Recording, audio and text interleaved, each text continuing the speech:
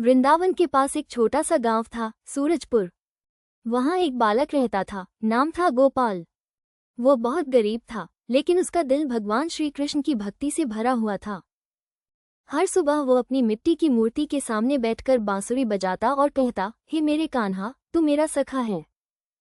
गांव के लोग हंसते और कहते, अरे ये मूर्ति तुझसे बात नहीं करती।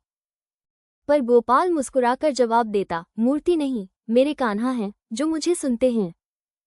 एक दिन गांव में खबर फैली कि पास के जंगल में राक्षसी कालिनी फिर से दिखाई दी है। कहा जाता था कि वो हर अमावस्या की रात आत्माएं पकड़ने निकलती हैं। गांव वाले डरकर अपने घरों में बंद हो गए।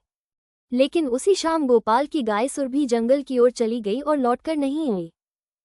मां ने रोका, बेटा मत जा, आज राक्षसी का समय है। पर गोपाल बोला, मां, मेरे साथ मेरा कान्हा है। इतना कहकर वो लालटेन लेकर जंगल की ओर निकल पड़ा। जंगल में अंधेरा गहराता गया। हवा में एक अजीब सी गंध थी, पेड़ों की डालियां झूल रही थीं और कहीं दूर से उल्लू की आवाज आ रही थी। अचानक गाय की हल्की सी आवाज सुनाई दी, हम्बा, गोपाल ने पुकारा, सुरभि, मैं आ रहा हूँ। वो आगे बढ़ा ही था कि हवा ठंडी पड़ गई, लालटेन बुझ गई और उसके सामने से काले धुएं के बीच एक भयानक आकृति उभरी। वो थी राक्षसी कालिनी, लंबे बाल, लाल आंखें और नुकीले दांत। वो चिल्लाई, कौन है जो मेरे जंगल में आया है? गोपाल डरते हुए बोला, मैं अपनी गाय को ढूंढने आया हूँ। कालिनी हंसी, तेरी आत्मा अब मेरी होगी। और उसने अपनी लंबी उंगलियां फैलाईं। गोपाल कांप गया, पर उसने अपनी आंखें बंद की और कहा, हे मेरे कान्हा, अब तू ही मेरा रक्षक है।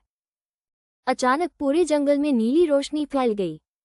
पेड़ झूमने लगे, हवा थम गई और एक मधुर बांसुरी की धुन गूंज उठी। कालिनी चीख उठी, ये कैसी शक्ति है जो मेरे जादू को तोड़ रही है? तभी उस नीले प्रकाश से भगवान श्री कृष्ण प्रकट हुए, बाल रूप में, मुस्कुराते हुए, सिर पर मोरपंख, हाथ में बांसुरी लिए। कृष्ण ने कहा, कालिनी, तू मेरे भक्त को क्यों सताती है? कालिनी चिल्लाई, मैं आत्माएं खाती हूँ, यही मेरा श्राप है। कृष्ण बोले, श्राप तो तूने खुद चुना है, अब मुक्ति भी खुद ही मांग। उन्होंने बांसुरी बजाई, उसकी धुन इतनी दिव्य थी कि कालिनी का शरीर कांपने लगा। उसकी आंखों से आंसू निकल पड़े। उसने कहा, प्रभु, मुझे क्षमा कर दो, मैं आपके भक्त को नुकसान पहुंचाने आई थी। कृष्ण मुस्कुराए, भक्ति के सामने पाप भी पिघल जाता है। और अगले ही क्षण कालिनी प्रकाश में बदलकर आकाश में विलीन हो गई। गोपाल ने आंखें खोली, उसके सामने उसका कान्हा खड़े थे। वो उनके चरणों में गिर पड़ा। कृष्ण ने कहा, जब भी तू मुझे पुकारेगा, मैं तेरे पास आऊंगा। इतना कहकर वे धीरे धीरे नीले प्रकाश में विलीन हो गए। सुबह जब गांव वाले पहुंचे तो उन्होंने देखा, गोपाल अपनी गाय के साथ मंदिर के सामने खड़ा था। उसकी आंखों में भक्ति और चेहरे पर शांति थी। सब समझ गए कि सच्चे विश्वास में कैसी शक्ति होती है। जहां प्रेम सच्चा हो, वहां स्वयं भगवान प्रकट हो जाते हैं।